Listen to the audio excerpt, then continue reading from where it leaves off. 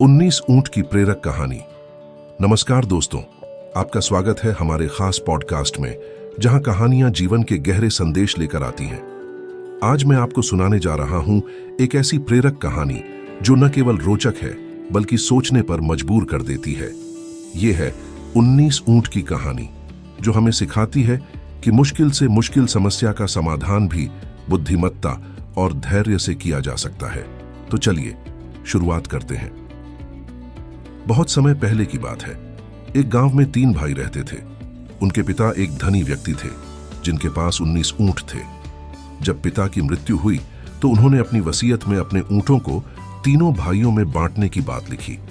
वसीयत में लिखा था कि सबसे बड़े बेटे को ऊंटों का आधा हिस्सा मिलेगा, दूसरे बेटे को 1/4 और सबसे छोटे बेटे को 1/9 हिस्सा। पर समस्या ये थी कि 19 को न तो आधे में बांटा जा सकता था, न चौथाई में और न ही 9वें हिस्से में। तीनों भाई असमंजस में पड़ गए। वसीयत के अनुसार बांटना नामुमकिन लग रहा था। विवाद बढ़ने लगा और समाधान कोई नजर नहीं आ रहा था। तभी गांव के एक बुद्धिमान व्यक्ति को बुलाया गया। उन्होंने भाइयों की बात ध्यान से सुनी और फिर मुस्कुराते हुए कहा, मैं अपनी ओर से एक ऊंट जोड़ देता हूं।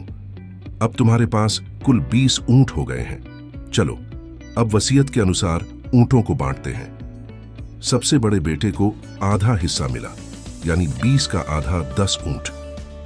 दूसरे बेटे को 1/4 हिस्सा मिला, यानी 20 का चौथाई 5 ऊंट। सबसे छोटे बेटे को 1/9 हिस्सा मिला, यानी 20 का 9वां हिस्सा 2 ऊंट। जब इन हिस्सों को जोड़ा गया तो कुल 17 ऊंट हो गए। बुद्धिमान व्यक्ति ने कहा, अब मेरे ऊंट को वापस कर दो।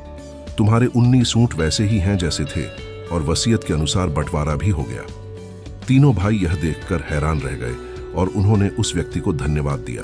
दोस्तों, यह कहानी हमें सिखाती है कि हर समस्या का समाधान होता है, बस हमें धैर्य और समझदारी से उसे देखने की जरूरत है। कभी कभी एक छोटा सा बदलाव या किसी तीसरे पक्ष की समझदारी असंभव को भी संभव बना सकती है। तो अगली बार जब आप किसी कठिनाई में हों तो इस कहानी को याद करें और समाधान खोजने का प्रयास करें। आशा है आपको यह कहानी पसंद आई होगी। अगर हां तो हमारे पॉडकास्ट को सब्सक्राइब करें और इसे अपने दोस्तों के साथ जरूर साझा करें। अगली बार फिर मिलेंगे एक नई कहानी के साथ। तब तक के लिए नमस्कार और खुश रहिए।